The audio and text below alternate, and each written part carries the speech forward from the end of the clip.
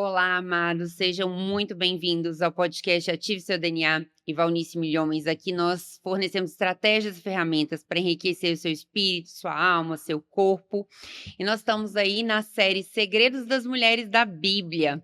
E agora, no último episódio dessa série, nós vamos falar sobre os passos para você ativar a unção de Esther na sua vida.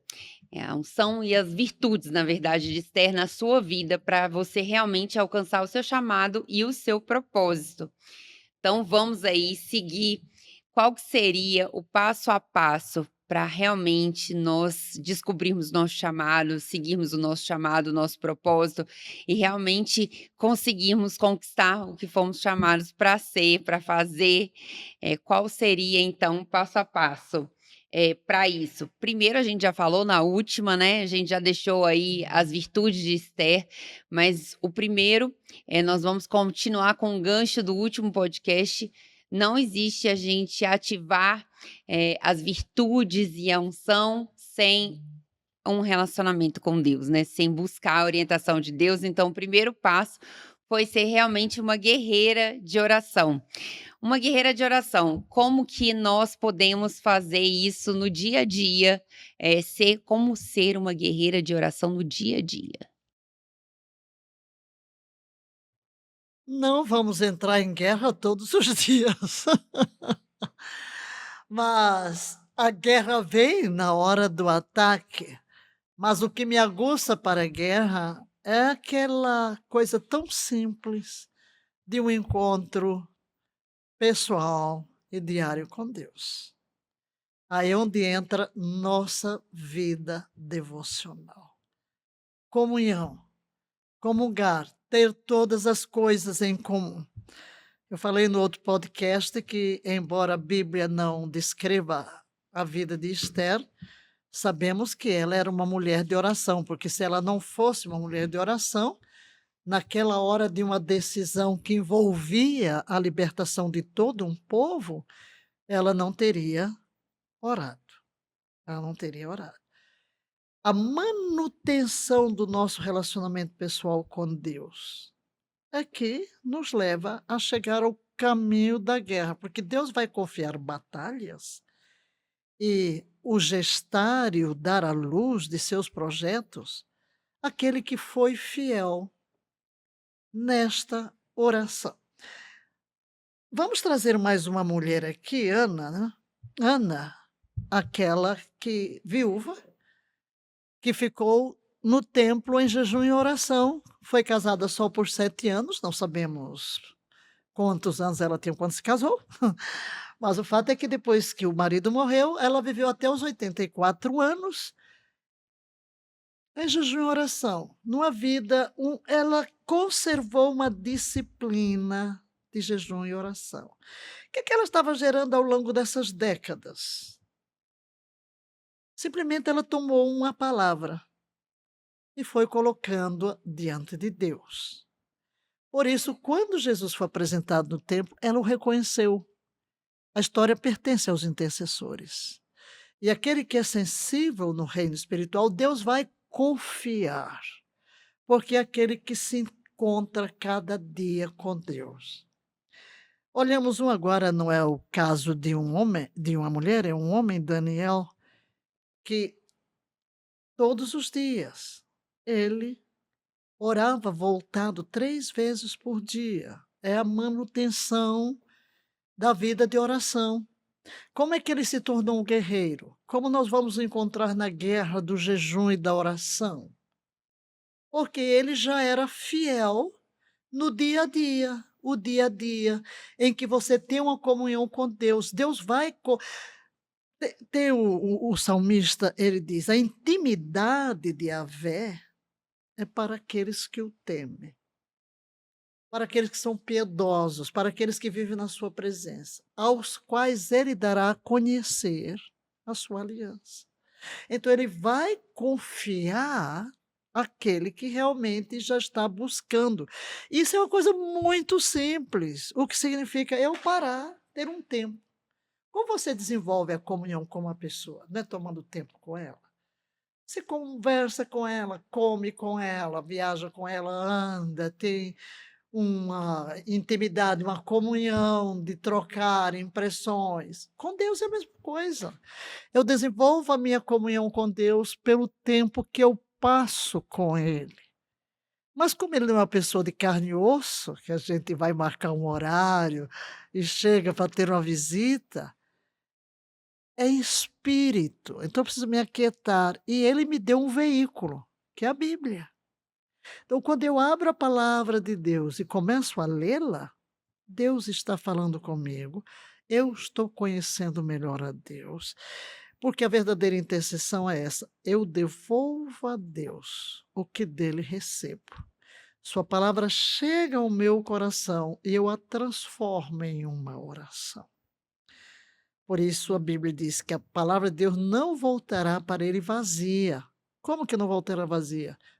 Eu a devolvo em fé, em concordância, através da minha oração. Então, é assim que eu vou me desenvolvendo como um guerreiro de oração.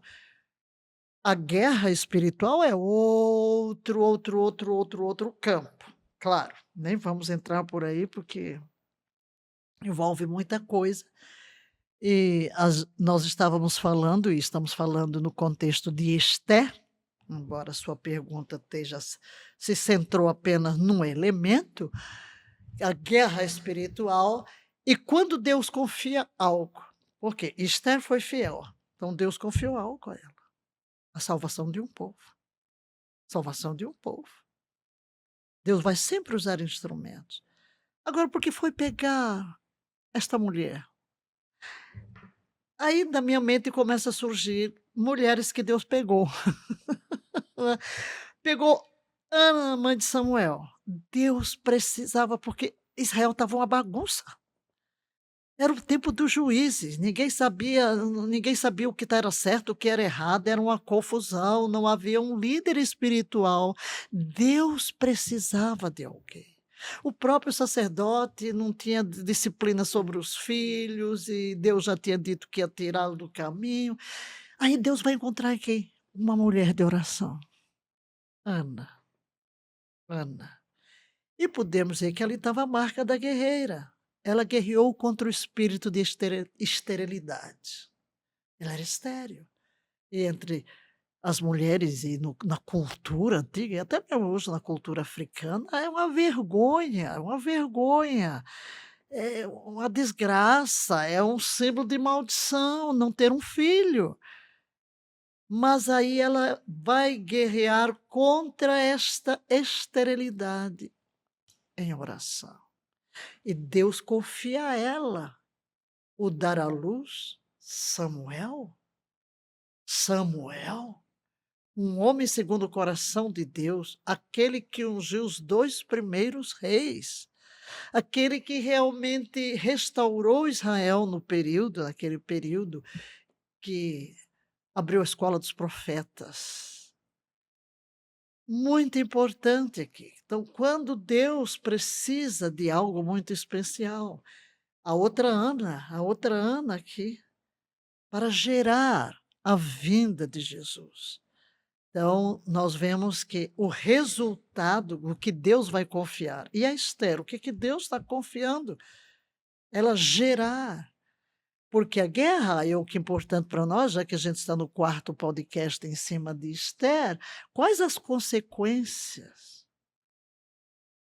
dessa guerreira de oração tornou-se guerreira pela vida de comunhão, pelo dia a dia, aquilo que você faz, que você está ensinando ao pessoal, aquilo que eu sempre fiz, aquilo que sempre Deus falou. Só tem um segredo: tempo comigo e com a palavra. Eu me converti com 15 anos e já devorava a Bíblia. Eu comia pelo menos uns 15 capítulos da Bíblia por dia. E é uma fome insaciável, uma fome insaciável. Já fiz 60 anos de conversão, mas só para você ter uma ideia, nós estamos em março e desde o novo ano hebraico, Eu já li o Velho Testamento todinho e estou terminando, e estou na segunda do Novo Testamento na versão TPT. Até esta semana você deu uma meta lá para o pessoal para ler Hebreus. Eu estava em Romanos, mas já cheguei, já passei de Hebreus. Eu passei de Hebreus, eu já passei de Hebreus, porque eu me exponho à palavra e eu aproveito todas as brechinhas para estar ouvindo a palavra, mesmo quando estou numa fisioterapia, no exercício, ou mesmo no skincare, né, ouvindo a palavra, porque aquela fome insaciável que você tem, e você vai se tornando sensível, então na hora de entrar em guerra, você tem energia espiritual, você tem revelação, você tem discernimento, você sabe para onde ir. E é isso que eu creio que ocorreu em Esther, o desenvolver desse cultivo. Quando eu era estudante do seminário, eu entrava no meu calendário para que nunca me faltasse esse tempo com Deus. Quando eu vou para Deus revoluciona a minha vida, claro, aí eu vivia muito mais tempo em jejum, oração e tudo, mas eu nunca esqueci, porque eu escrevi lá no caderno, na primeira vez que eu fui a Israel, lá em Qumran, onde foram descobertos os manuscritos do Mar Morto.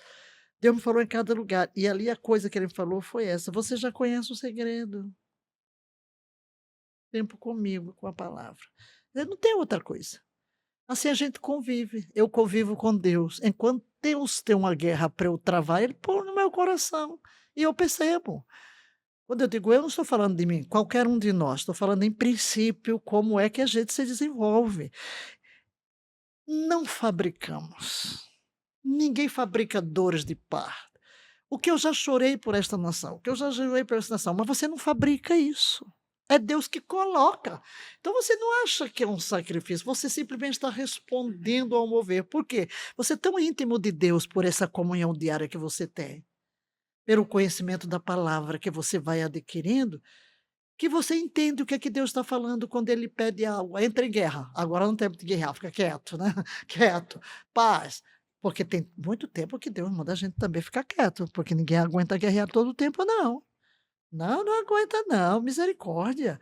Quem me vê guerreando acha que eu passo a vida assim, não, senhores. Eu passo mais tempo calma, serena e tranquila. Eu vivo mais em adoração do que outra coisa. Eu acho que Deus já me levou a tantas guerras neste país, tão intensas, tão intensas. E Deus levantou tanta gente que hoje já, na minha velhice, ninguém gosta que eu fale isso, Deus me dá muita tranquilidade. É uma adoração. Uma adoração, claro que traz pesos, por exemplo. Os pesos de Israel hoje estão muito fortes dentro de mim, constantes, diários, diários. Nós estamos juntos diariamente aqui. Eu acordo, eu durmo, eu quero saber como está, e estou liberando a palavra, eu estou fazendo a ceia, trazendo Israel, porque é Deus quem coloca. Por quê? Porque Ele está mobilizando o corpo. Mas qual o resultado de tudo isso na vida de Esther? Não sei se você quer falar o que é que aconteceu. O que é que aconteceu? Depois dessa jejum, depois dessa oração, o que é que aconteceu? Foi muito impressionante, né, porque, na verdade, a mãe estava fazendo a corda lá para Uma enforcar forca, a é, forca. para enforcar Mardoqueu, né, e na verdade quem foi enforcado na própria corda que ele desenvolveu foi ele, né, então, realmente uma reviravolta completa da história de Gente, tudo. é preciso entender que nós temos que descansar e deixar Deus agir. E não tentar dar uma mãozinha para Deus resolver os nossos problemas. Porque vejam as circunstâncias que ocorrem em decorrência do jejum e da oração. Mardoqueu, como você falou, estava prontinho. Vamos fazer a forca. Vamos fazer a forca para matá-lo. Mas por que que acontece isso? Simplesmente, porque quando está entra, e olha aqui a sabedoria, que outra marca outra marca na vida Que é desta o mulher, a passo, é o outro sabedoria. passo da E é o sabedoria. que Deus quer para todas nós mulheres, viu, gente? A mulher sábia edifica Edifica a o sua lar. casa, mas a louca com a mão destrói. Mulher sábia edifica a casa. Sabedoria. Porque quando ela vai e ele estende o cetro, qual é o pedido? Ela faz um pedido inusitado. Banquete. Qual é o homem que não gosta de um banquete? Quer conquistar um homem, leva para a mesa, não? Um banquete, aquele. Ela sabia do que ele gostava. Vê um banquete. E é lá eu vou dizer: sabedoria e dotes femininos. Não sei se. Acho que ela era cozinheira. Com certeza foi ela que deu uma mãozinha lá na cozinha. Não sei não, né? Se fosse eu, daria. Eu gosto de cozinhar. Então, aliás, para mim, eu sempre pensei que toda mulher sabe cozinhar, mas agora eu descobri que não. Mas ali estava Esther usando dotes femininos. Coisas tão simples, gente. Então temos que entender que as coisas de Deus não são misteriosas, estrambólicas, tá muita gente esperando, sei lá, que troveje, que venha não! A nossa comunhão com Deus é coisa simples, natural, normal, nessa intimidade que Deus vai nos dando impressões, pensamentos espontâneos. Porque Deus usa a nossa inteligência, a nossa sabedoria, os dotes com os quais Ele nos qualificou. E o que acontece? O rei tem insônia. Quem manda a insônia? Deus, claro, Deus ama. Deus preparou a... Agora é engraçado, porque ele pede uma coisa, ler as atas do reino. Por isso que eu digo, olha o valor de uma ata. Quando o povo não quer fazer ata, eu digo, olha o valor de uma ata. O valor de uma ata, do registro. E aí, quando é lido para ele algo que havia ocorrido e lançado no passado. Aí eu lembro agora outro princípio bíblico: lança teu pão sobre as águas, porque depois de muitos dias o encontrarás. Porque o que ocorre? Havia uma tentativa de golpe no palácio, que Mardoqueu revela a Esther. E olha também a humildade que Esther tinha, que ela aprendeu de quem? Do tio. O tio não foi buscar fama ou recompensa por ter revelado a tentativa de assassinato. Nada foi feito, ficou no esquecido. Lança teu pão sobre as águas. Mas depois de muitos dias, o acharás. Então, faça o bem.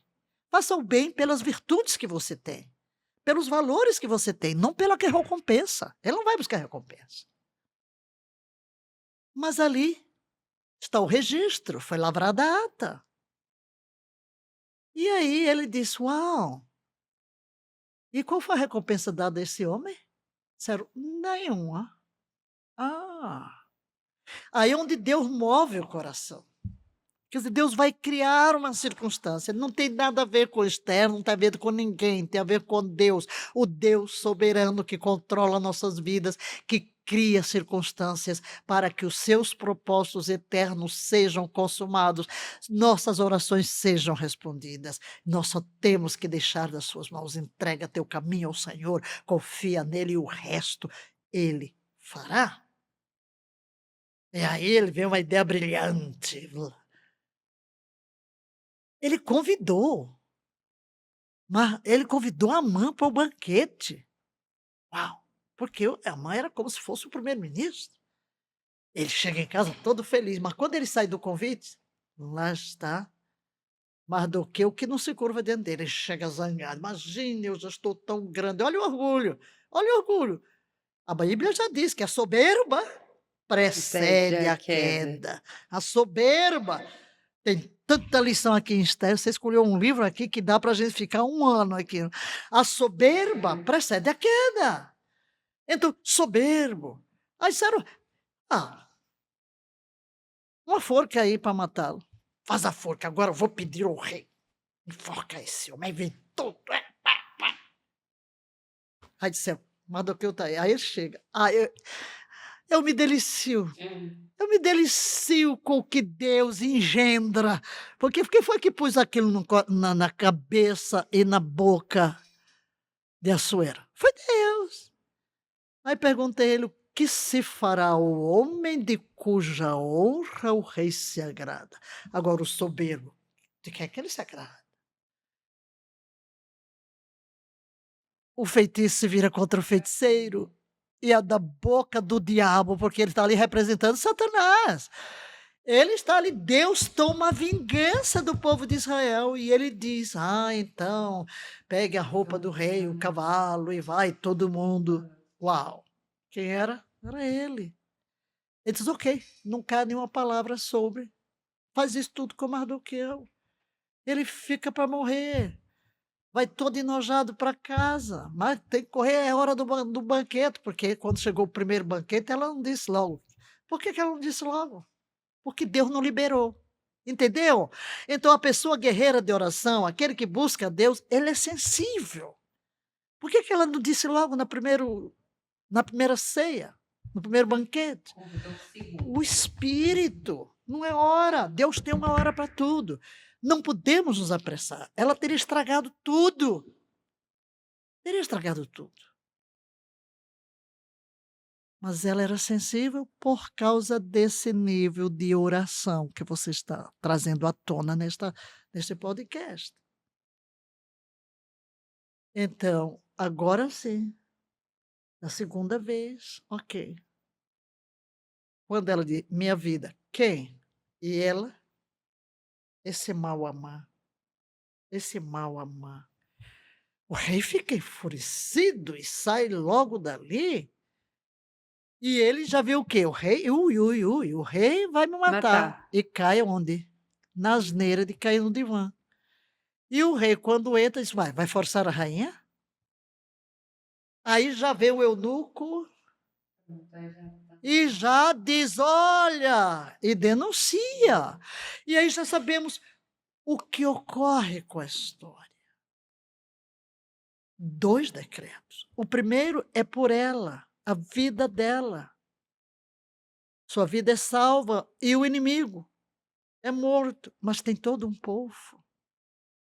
E aí você vai ver o quê? Você vai ver o altruísmo, você vai ver porque ela não está pensando só nela, não é só a salvação dela, ela está pensando numa nação inteira. Porque uma mulher de oração vai ter o coração de Deus. Uma mulher de oração vai entender os pesos do coração de Deus. Uma mulher de oração, ela ouvirá o bater do coração de Deus. Então, Esté olha para o povo inteiro, o seu povo. Então ela vai rogar ao rei, ou revogar o decreto. Mas ele não pode revogar. Mas diz, escreva outro. Escreva outro. Então vem a autoridade, vem toda a recompensa, que levaria um tempo para a gente falar, todo mundo pode ir lá, ler o livro de Esther, e extrair muitas lições, mas eu fico maravilhada em ver os resultados de uma vida de oração. Toda uma nação. Ela é apenas uma estrangeira, órfã, que de repente é elevada, a posição mais elevada de uma mulher, que é a rainha, mas não somente isso. Esther é elevada, a redentora de uma nação. E eu não posso esquecer que atrás dela tem um homem, Mardoqueu. Se há um pensamento que diz que atrás de um grande homem sempre existe uma mulher, mas atrás de uma mulher também existe um homem que a gerou, que seja mentor, que seja o pai e que trouxe virtudes, apoio nas horas e hoje para que as mulheres sejam liberadas. E eu apelo aos homens, apoie as mulheres, pastores, dê lugar às mulheres na igreja. É preciso que as mulheres têm muito para contribuir, mas não correrão sozinhas. É preciso também a presença de um homem, a presença de um Mardoqueu. E Há tanta palavra profética sobre o ano das mulheres, mas também muitas palavras que Deus estará levantando, verdadeiros Mardoqueus para os nossos dias. Que coisa maravilhosa, né, que coisa incrível. E principalmente nesse ano que é um ano de portas abertas, e que o inimigo pode estar nos esperando do outro lado, assim como aconteceu com Esther. Esses passos para você seguir, para realmente alcançar essa porta aberta, alcançar esse objetivo em todos os lugares da sociedade é muito, muito, muito importante.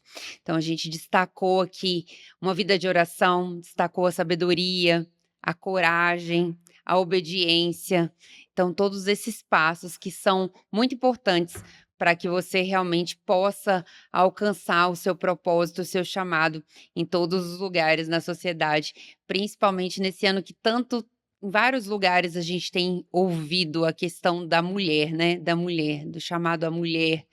Então é um chamado muito especial, é um chamado que tem vindo essa impressão em vários lugares, em várias pessoas. Esse livro é um livro que tem várias lições e mostra muito de uma mulher, né, de órfã até rainha e que realmente modificou a vida de uma nação. E o convite aqui é que nós possamos desenvolver essas características de Esther, adaptadas para o nosso dia a dia, mas que possamos desenvolver essas características na nossa vida, na nossa nação, no nosso meio de influência, e que possamos ter a ajuda de Mardoqueus aí, e as orientações para que a gente realmente não ande por caminhos paralelos, não saia do nosso propósito, que a gente realmente possa cumprir o nosso propósito, principalmente nos momentos, de adversidade. Até que eu falei na minha experiência que foram os homens que me lançaram, né. Eu fiquei sempre na minha reserva. "Não, não sou nada", mas eu precisei dos Mardoqueus. Foram os Mardoqueus que me empurraram para aceitar uma unção pastoral, para aceitar uma unção apostólica. Foram os Mardoqueus. Então glória a Deus pelos Mardoqueus. Maravilha.